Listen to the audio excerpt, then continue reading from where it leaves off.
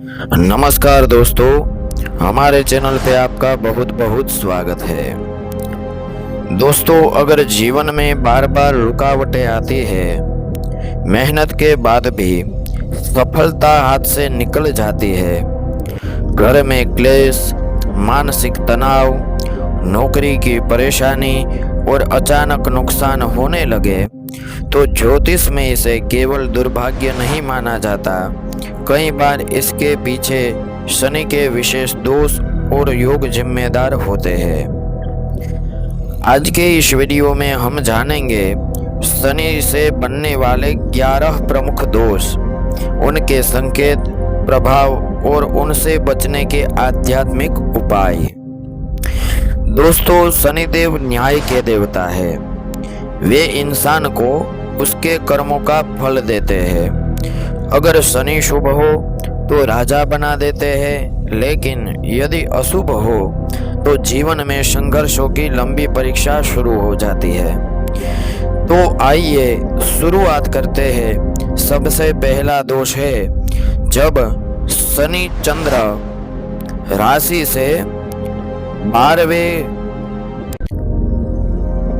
पहले और दूसरे भाव में भ्रमण करते हैं, तब 7.5 लगती है। इसकी अवधि लगभग 7.5 साल मानी जाती है। पहले चरण में व्यक्ति को सम्मान, धन और आत्मविश्वास में गिरावट महसूस होती है। दूसरे चरण में परिवार और स्वास्थ्य से जुड़ी परेशानियां बढ़ सकती है और तीसरे चरण में मानसिक थकान, भागदौड़ और अकेलेपन का अनुभव होता है। लेकिन ध्यान रहे, 7.5 हमेशा बुरी नहीं होती। यदि व्यक्ति के कर्म अच्छे हो तो यही समय उसे ऊंचाई पर भी पहुंचा सकता है। जब शनि चंद्र राशि से चौथे या 8वें भाव में आते हैं, तब ढैया लगती है। इस दौरान व्यक्ति को घर, वाहन, माता के स्वास्थ्य या मानसिक शांति में बाधा महसूस हो सकती है। अचानक खर्च, बीमारी या कानूनी समस्या भी सामने आ सकती है। कई लोग इस समय बिना कारण तनाव और डर महसूस करते हैं। शनि की महादशा लगभग 19 साल तक चलती है। यदि कुंडली में शनि मजबूत और शुभ हो तो व्यक्ति को जमीन, पद, सम्मान और स्थिरता मिलती है। लेकिन यदि शनि अशुभ हो तो नौकरी, विवाह, रिश्ते और मानसिक स्थिति पर भारी असर पड़ सकता है। इस समय इंसान को ऐसा लगता है कि उसकी परीक्षा कभी खत्म ही नहीं हो रही। जब शनि और मंगल एक साथ बैठते हैं या एक दूसरे को देखते हैं, तब यह योग बनता है। यह योग व्यक्ति के अंदर गुस्सा, अधीरता और संघर्ष बढ़ा सकता है। कई बार एक्सीडेंट, चोट, कोर्ट कचहरी या भाइयों से विवाद की स्थिति बनती है। ऐसे लोग अंदर से बहुत बेचैन रहते हैं, लेकिन अपनी भावनाएं खुलकर व्यक्त नहीं कर पाते।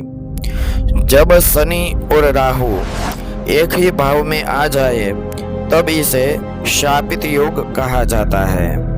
इस योग में व्यक्ति को बार बार धोखा, मानसिक भ्रम, बदनामी और अचानक गिरावट का सामना करना पड़ता है। कई बार इंसान मेहनत बहुत करता है, लेकिन उसका फल किसी और को मिल जाता है। जब शनि और चंद्रमा साथ बैठे या आमने सामने हो, तब विषयोग बनता है। यह योग मानसिक तनाव, डिप्रेशन, अकेलापन और नकारात्मक सोच को बढ़ा सकता है।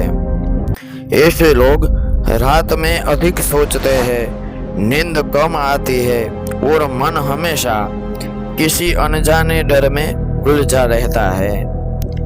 जब शनि और सूर्य एक साथ हो तब यह योग बनता है।